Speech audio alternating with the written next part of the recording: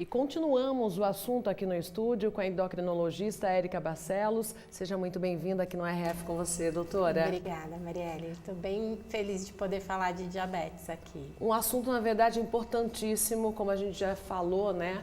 Mata cerca de 70 mil pessoas por ano, né, doutora? Fora as incapacitações, né? Fora a mortalidade, existe pessoas que infelizmente perdem a visão, perdem alguma circulação das pernas, a função renal.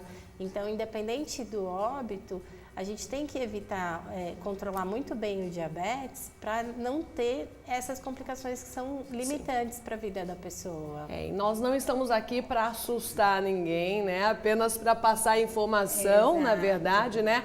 A Marielle da reportagem, uma amiga minha de faculdade, jornalista também, um beijo, Má. Obrigada pela entrevista, ela tem o tipo 1. Exato. E desde que eu conheço a Má, ela anda com a bombinha, né? Então ela tem uma vida praticamente normal. Exato. Seria muito bacana se todos os diabéticos pudessem ter essa bombinha, né? Mas ainda o custo é alto, doutora. O custo do tratamento com a bomba de insulina é uma limitação para o método, porque é um tratamento excelente, principalmente para os portadores do diabetes tipo 1, que é o que acomete principalmente crianças ou adultos jovens. A pessoa consegue viver praticamente uma vida normal, consegue comer doce.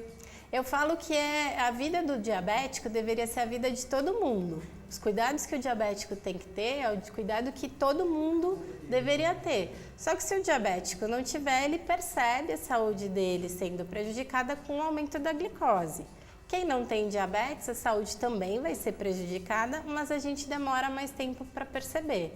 Mas de fato a bomba de insulina é um grande tratamento. Quem tem a sorte de conseguir, geralmente às vezes, ou comprar, ou através da saúde pública, muitos pacientes recebem. Conseguem através de processo, existe uma burocracia. Luta, uma burocracia, mas muitas vezes conseguem. Muitas vezes, e vale super a pena. Eu falo que não importa quantos papéis a gente tenha que preencher, quantas filas a gente tenha que entrar, quem consegue entrar na bomba de insulina tem uma vida praticamente normal, dá uma liberdade de escolher o que vai comer, sem tanto medo do que vai subir meu diabetes, porque aí ajusta ali na bombinha, ajusta na bombinha e Como que funciona, doutora? De repente, por exemplo, a Marielle, ela comeu muito doce depois do almoço, vamos supor assim, Sim. né? Aí a taxa dela de glicemia vai subir.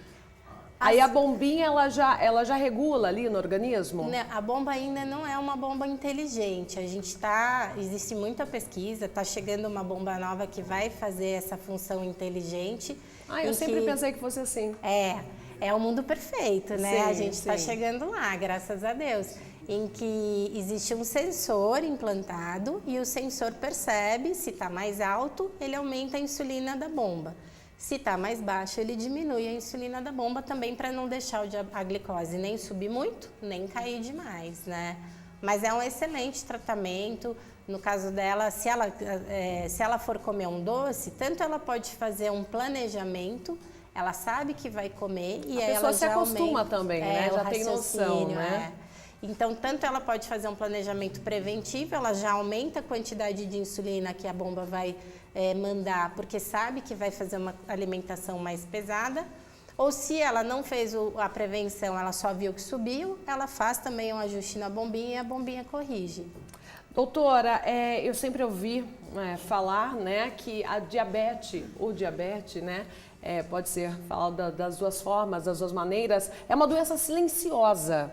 Exato. Né? Tem muita gente que consegue conviver a vida toda, de repente, e não descobrir a doença. É possível isso?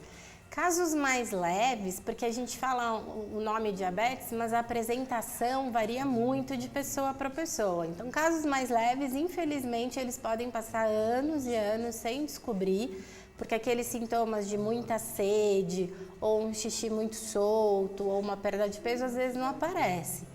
Mas eles começam a perceber um embaçamento visual, ou o cardiologista percebe que o coração já está meio alterado. Então, assim, mesmo que ele não descubra o diabetes, em algum momento ele vai, infelizmente, descobrir as complicações que o diabetes pode trazer. Mas sim, tem pessoas que passam anos achando que aquele cansaço é normal, achando que eles fazem xixi demais e isso é normal, e no fim era o diabetes que estava já acordado e dando trabalho. E por que a dificuldade da cicatrização na pele? Na verdade, quando a gente está com a glicose, a gente tem dois motivos que atrapalham a cicatrização. Um é quando a glicose está elevada e ela não permite com que aquele processo normal de formação da cicatriz ocorra normalmente. Então, ela deixa a cicatriz ou o corte inflamado e aquela inflamação não deixa fechar. A outra situação é quando, já depois de muitos anos em que a glicose ficou elevada, a circulação, por exemplo, nas pernas ficou continuamente reduzida e aí a hora que abre uma ferida, não chega sangue ali para levar os fatores de cicatrização. Então, tanto pode ser porque a glicose está alta naquele momento, baixa, ou porque ficou alta durante muito tempo e aí a circulação não chega na região que precisa cicatrizar. Nós temos uma participação aqui, doutora. A pessoa diz, deixa eu ver o nome. É lá de São José do Brejo, Paraíba, a pessoa, né? Ela não mandou o nome, mas diz o seguinte, que a esposa perdeu um bebê de 8 meses durante a gestação, porque adquiriu o diabetes e o médico disse a ela que o bebê poderia nascer cego. Acontece isso? Olha, cada caso é um caso. Não seria o comum, né? O filho da mãe diabética, ele tem um problema de desenvolvimento dentro do útero, isso é fato. É como se aquela gravidez que está com 8 meses já tivesse bem mais avançada. Então, às vezes, o bebê diabético... Pode comprometer alguma parte. Exato. Mas a perda visual não seria o esperado. Não sei qual era o caso específico, mas não é a complicação usual do filho de mãe diabética. Se fala tanto em gestação, né? Adquirir, na verdade, o diabetes durante a gestação, por que isso acontece? Geralmente é uma mistura de uma tendência familiar, o diabetes do tipo 2, que é a imensa maioria das pessoas, 90% dos diabéticos são do tipo 2, que é aquele tipo que vai aparecendo com o passar da idade, né?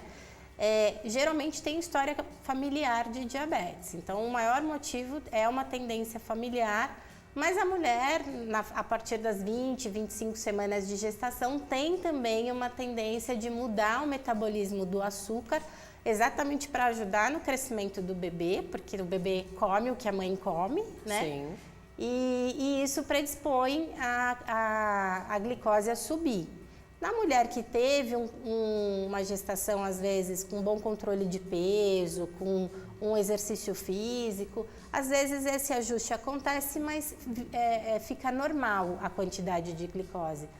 Mas em mulheres que têm uma predisposição ou que ganharam muito peso na gestação, isso é um grande fator de risco para o diabetes gestacional, aí esse equilíbrio não acontece e acorda mesmo uma glicemia elevada e dá bastante preocupação, seja para a mãe, seja para o bebê. Doutora, você acredita na cura do diabetes? O diabetes do tipo 1, que é o diabetes da criança, em que o pâncreas dele, por uma tendência também genética ou de acaso mesmo, foi destruído e não produz mais insulina, é uma área que tem muita pesquisa. No diabetes do tipo 1, eu acredito que a gente está muito perto de a gente já tem muitas inovações, a bomba de insulina, né? Existem sensores que não tem que ficar fazendo a pontinha do dedo todo dia. Então, no diabetes tipo 1, eu acredito sim numa cura, mas o prazo tudo que é pesquisa, entre começar a pesquisa no laboratório e estar pronto para o médico indicar lá no consultório, passa às vezes 20, 30 anos, entendeu?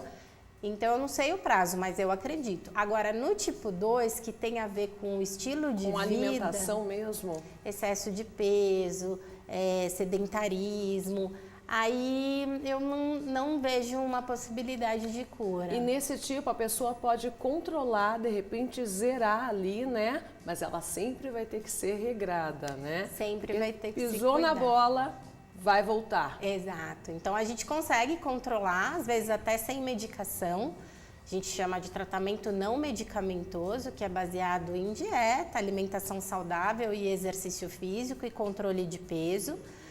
E a gente coloca a glicemia em valores normais. Mas se infelizmente essa pessoa perder a saúde, ganha peso e para o exercício, geralmente a glicemia aumenta e o diabetes acorda de novo.